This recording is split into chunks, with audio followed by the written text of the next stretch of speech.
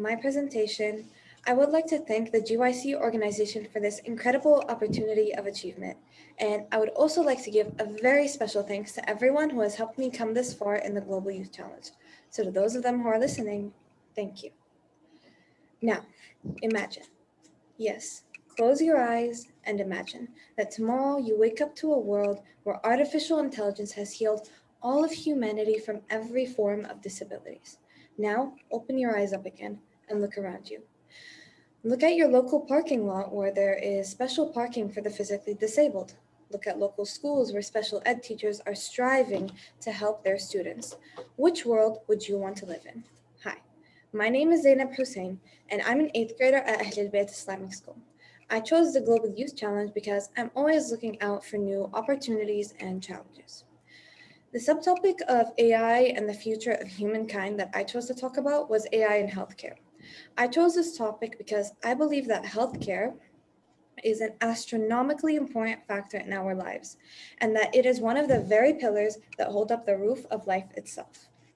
While researching about AI's role in healthcare, I found that it is split into two main branches: how AI positively affects healthcare and how it negatively affects healthcare.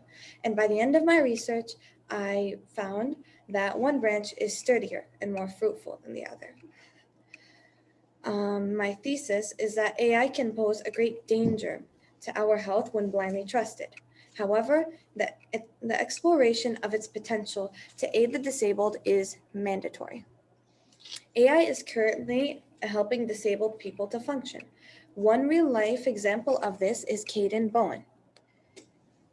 Caden is a 12-year-old boy who struggles with cerebral palsy, and because of that, he can't talk, walk, and he's legally blind. So he uses a speaking device called a Dynavox, which allows him to verbalize pre-chosen words and sentences. His dad, James, figured that Caden could utilize this voice-activated AI called Echo, I'm sure you've heard of it, to access household apps and devices. One day, while on his own, Caden took the initiative to call his grandfather and prompt him to go for a car ride. His father said that this was the most independent thing that he's ever done in his entire life, and that he couldn't have done it without the help of AI. However, AI is also a current harm to some of those who seek its aid. Not only is wearable AI harmful due to systematic errors and privacy infringement, but the current upgrades of AI make it harder for people with certain conditions to use. Caden is also a great example of this, due to the fact that now whenever he tries to call someone, Echo asks if he's sure of his decision, which complicates things for him due to his condition, especially when he's alone.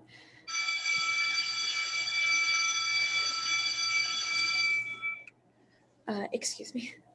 After thorough analysis of both of the conflicting perspectives, I've concluded that when used correctly, AI can help the blind see, the deaf hear, and the mute speak.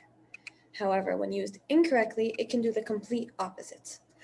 My final verdict is that through the technological progression of AI can end all disabilities and help create healing breakthroughs. But I also believe that it's too soon to let AI make our own healthcare decisions for us. So what I have to say to everybody who's listening is to get out there, do your own research, find out what you believe, then act. Fundraise for people like Caden and petition for those who are hurt by AI. Every voice counts, and at any moment, people just might need yours. Thank you. Thank you, Zaynab. That was an excellent presentation. Your first question will come to you from Professor Slaughter.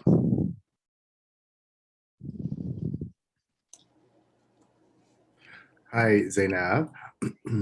A great pleasure to meet you. I really enjoyed reading your essay, and I loved your writing, actually. I liked the way that you turn your words. You say AI in healthcare has taken huge leaps toward the light and the dark, the good and the bad, safe and the dangerous. It has helped the deaf hear, the blind see, and the mute speak. Unfortunately, its mistakes, misinterpretation, and corruption can silence, blind, and deafen. That's very nicely done. You should think about becoming a writer. amongst other things. I will think about this. So I wanna ask about a deeper story of health and AI. Okay, so I think you wrote nicely about some of the concerns on these end user applications, and you mentioned some huge issues. Of course, there's issues of data privacy and security. That's always a concern in this age. But I want to think about the back end of the health, care world, the health sciences. Okay, these are the thousands and thousands of life scientists, medical researchers who have advanced their science to the point where these curious innovations that you mentioned could even be conceptualized, let alone realized. Okay, in other words, your essay is describing the tip of the iceberg. I'd like to ask you now about the actual iceberg below. How does AI help these scientists do their important work? What are some of the new kinds of things they can do now? How can AI help them open up new horizons for health sciences research? Thank you so much for that awesome question, Professor Slaughter. Just so I'm clear, your question is that how does AI help scientists improve the life of people healthcare-wise? Yes, so we've got all of these medical people and life scientists working on, understanding how I could even help a blind kid see, and what are the kinds of affordances for their work can AI open up? What are some of the new ways that scientists can do their work and be empowered? Well, the two devices or apps that I mentioned, the applications that I mentioned was Seeing AI. So Seeing AI is something that just like blind people download. I actually saw it demonstrated. It's pretty cool. So they have a phone and you can like take a photo of somebody. When you take a photo, it can describe describe an estimate of their age, how they look, kind of their facial expression, like this person is happy, this person is sad. And of course with the person's permission, but it's a very nice thing because it also helps blind people identify their surroundings without needing the help of other people. They just take their phone out of their pocket and kind of like a seeing dog, just have a look around. Another thing that I mentioned was AID, which is another app that you can also download on your phone or like on your TV or whatever. And basically it translates oral speech into ASL. And for those of you who don't know, it's American Sign Language and vice versa. So they can talk to you and you can talk to them and it'll be free communications. Of course, this should be thoroughly analyzed for any communication errors, but it is proven and some blind people say that it's very helpful to them.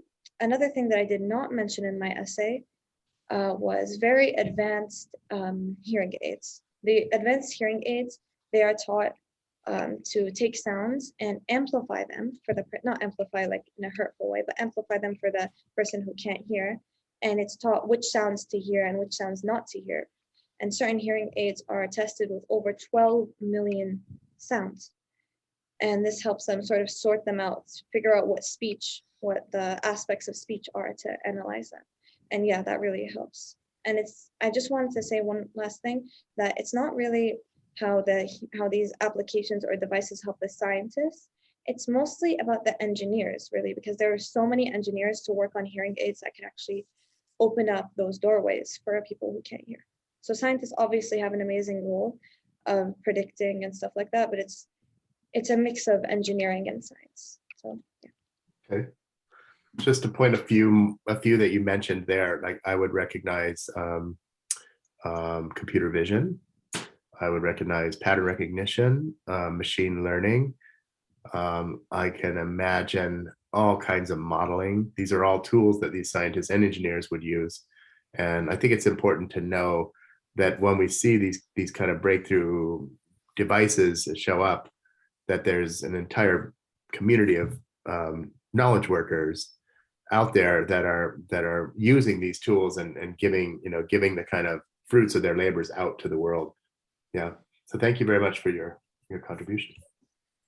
Great. Thank you, Professor, for your question and for the excellent answer. And for the final question of today, Professor Chen.